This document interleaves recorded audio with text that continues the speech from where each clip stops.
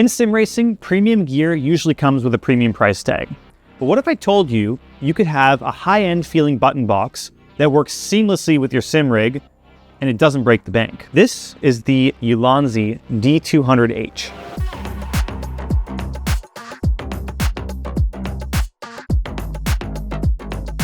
Welcome back to the channel. My name is Daniel Morad, professional GT driver racing for Mercedes-AMG. And I also am a massive sim racer, hugely passionate about it. Love to make my rig as immersive as possible. But before I talk about any of that, I just need to say that this video is sponsored by Ulanzi, and they did send me the D200H deck dock to talk about. And before I agreed to making this video, they shipped me the unit, I tested it, I wanted to see if it's something that I would actually use for my rig.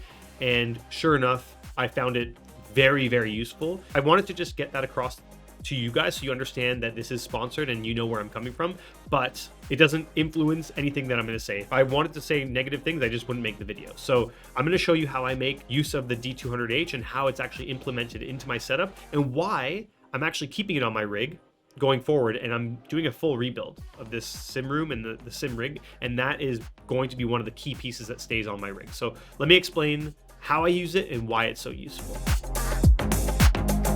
So the Ulanzi D200H is more than just a button box. And for those that sim race and are deep into the rabbit hole of sim racing, you know that it requires a lot of USB support because you have steering wheels, pedals, shifters, etc. And what's awesome about the D200H is that it's a 7-in-1 hub. So it actually provides 85 watts of power output to my devices. And where I'm using it, I mean, although you could use it for powering your steering wheel or your pedals, I actually find it very useful because I stream and record content. I'm plugging all my cameras into the D200H because my cameras only require 5 watts of power output, and this can actually provide 85 watts.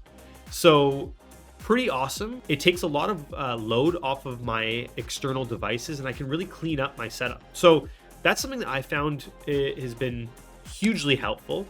But outside of that, it's an amazing button box as well for sim racing. So as you know, there are a lot of macros that you can plan and set up in sim racing. And instead of fumbling over your keyboard and trying to program pit stops and try to program hotkeys for text chat and things like that, you can program everything in the D200H. So I'm using it for a few different functions.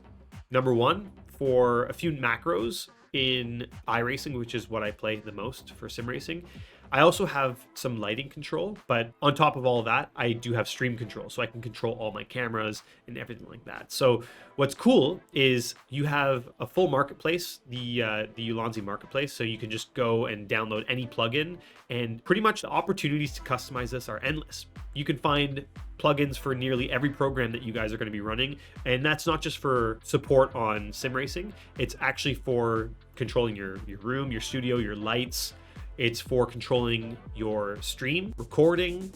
There are so many hotkeys and macros you can set up through the various functions, and you can even have multi-action switches, which controls multiple things. I'm just diving deeper into what is possible and trying to really figure out what I can use the D200H for on top of all my other button boxes. But primarily, the 7-in-1 hub is a phenomenal addition to my rig because anyone that watches my streams or follows the content, you know you've heard that dreaded USB disconnect sound from time to time. And that's just because I constantly push the limits of my PC, and this just takes so much load off of what I'm doing. So for me, it's a massive help and stress reliever. It takes a lot of the pain and the struggle away from my setup, because instead of overloading my PC, I just plug as many things as possible into the D200H, and it helps take a lot of that stress off of my workflow. So here are some of the ways that I have programmed my D200H to work alongside sim racing, and just some of the things I've done so far, but I'm sure going forward I'll find many more ways of how I can optimize and create different pages and folders to be able to add and layer different macros into my D200H. In terms of the way I have my buttons set up, I have a few commands here that I've programmed. So I have the sorry command that is just a hotkey. So in iRacing, the sim I'm using most of the time, I can just hit that button and it will say sorry. I have a full pit stop. So if I wanted to load 4 tires, clear windscreen, and full fuel. I hit that button and it fully activates like a full pit stop for me. Next, for recording, I can quickly hit record or stop recording with the key at the very top here, just off to one away from the left. Reloading paint, so that's like amazing for like if I'm in a session and I want to reload the paints for each car if they haven't loaded properly. I can click that and all the paints load up quickly. I can turn on my chat for when I'm streaming. It's awesome. Check my FPS quickly. I like to keep my screen very clean and as immersive as possible, so I don't really like HUD on my screen. I can also turn my camera on and off. You can see at the very top, and my camera is powered by the D200H, which is amazing. So now I can take all the load off of some of the other power bars and actually clean up my setup by putting everything that I run into the D200H. Once I'm done with sim racing and I actually switch over to the content creation side and making videos and educational content like on this YouTube channel, what makes my life so much easier now is I can just transfer all the footage from my cameras, and there are many cameras in this studio. I just take the SD cards out and I can plug it right into the D200H because it does have an SD card slot reader, and it makes everything so much easier. And plus my external USB drives and things like that, I can plug straight into the device, and it just speeds up the workflow. Instead of having to find dongles and try to plug things into my computer, I just plug everything into the D200H, transfer all the footage, upload it to my editor, and boom, speeds up the workflow. And it gives me a lot more time personally, so I can drive on the rig or spend time with my family.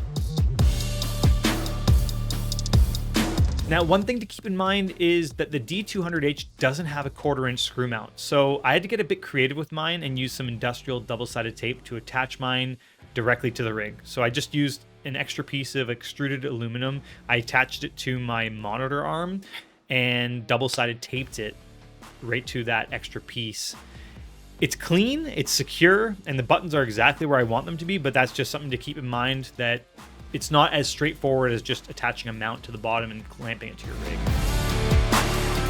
So in terms of pricing, you would think that a premium product like the D200H would come with a premium price tag, like I mentioned, but it really is affordable. It's kind of like budget gear. And I know that sim racing can be quite expensive, but the D200H comes in at $89.99 USD and sometimes can be found on sale for $69.99. One of the most budget-friendly pieces of equipment you're going to add to your sim rig. We all know sim racing is quite expensive, but it doesn't have to be with the D200H, which is awesome. And like I mentioned, I'm going to be keeping this on my rig. I'm doing a full studio rebuild. Sim is being rebuilt as well. It's going to be staying on my rig going forward because of how useful the 7-in-1 hub is and how much load it takes off of my entire setup. In terms of powering the D200H, it does come with a 2-in-1 charging cable with a micro B to USB-C cable. But if you want to power the 7-in-1 hub, you have to buy an external 100-watt charger with a USB connector to plug into the back of the device to be able to power all of your setup so you're not draining the bandwidth off of your motherboard. So that's something to keep in mind when you are powering the D200H. In terms of the aesthetic, I find that it has such a premium feel and finish, and it's something you wouldn't really expect from a device with that price tag. Since I'm always trying to chase the ultimate immersion for my sim rig, I find that a button box is a must-have for me. And I'm not sure, like, what do you guys think? Do you use button boxes? Do you want one? If you had the D200H, how would you set up your buttons? Like, would you use them for pit stop macros, text commands, studio control? The reason I'm asking is because I'm trying to get ideas. I want to really know how I can optimize my D200H. So let me know down in the comments of what you think you would add if you had one yourself. And also I have to say a massive thank you to Ulanzi for not only sponsoring the video, but for helping solve one of the major issues that I've been facing with my PC, because I always push the limits. I have so many peripheral devices. I have a lot of accessories that are being powered off of my PC. So the 7-in-1 hub really does take a lot of that load off of the PC, a device I didn't really know I needed until I used it. So massive thank you to Ulanzi for sponsoring my video here and also for helping solve this major issue. Now, since you made it to this point in the video, make sure you like, subscribe, and ring the notification bell. If you have nothing to say, at least just say hello in the comments. I'd love to see who's watching this video. It's always nice to interact and connect with you guys. And you can also join the Discord if you have any more questions. We have a great community on Discord, so join on the link below, and I'll see you guys in the next video.